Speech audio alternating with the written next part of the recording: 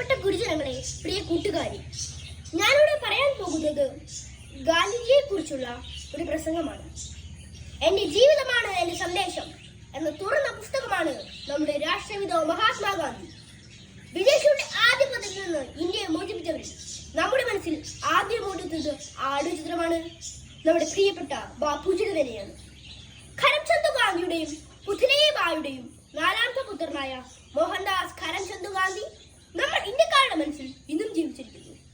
1869 October 2 ഗുജറാത്തിലെ പോർബന്തറിൽ ജനിച്ച ഗാന്ധിജി കുട്ടിക്കാലത്ത് തന്നെ സത്യസന്ധത മുറുകെ പിടിച്ചിരുന്നു. ഗാന്ധിജി തന്റെ 13ാമത്തെ വയസ്സിൽ തന്നെ കസ്തൂർബയെ വിവാഹം കഴിച്ചു. തന്റെ ഹൈസ്കൂൾ വിദ്യാഭ്യാസം സ്വദേശി തന്നെ പൂർത്തിയാക്കിയ ഗാന്ധിജി 1888 നിയമനം നേടുവാനായി ഇംഗ്ലണ്ടിലേക്ക് പോവുകയുണ്ടായി. പിന്നീട് 1893 തെക്കേ ആഫ്രിക്കയിൽ പീഡിതരായ ഇന്ത്യക്കാർക്ക് വേണ്ടി വാദിക്കുവാൻ പോകുകയുണ്ടായി. ആ കാലത്താണ് ഇന്ത്യയിലും സ്വാതന്ത്ര്യ സമരം പൊട്ടിപ്പുറപ്പെട്ടത്.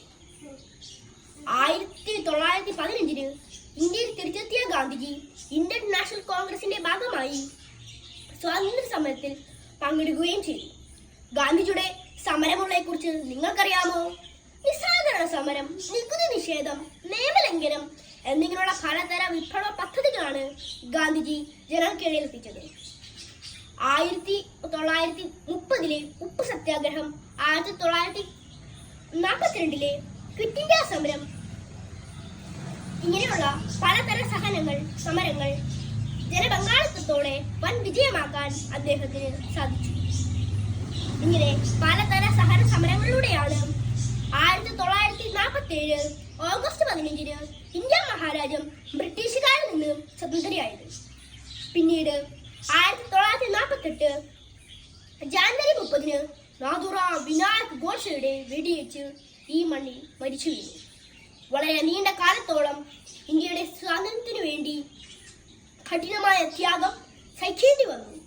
ഒരൊറ്റ കാരണം കൊണ്ടാണ് നമ്മൾ അദ്ദേഹത്തെ രാഷ്ട്രപിതാവ് എന്ന് വിളിക്കുകയും ആദരിക്കുകയും ചെയ്യുന്നത്.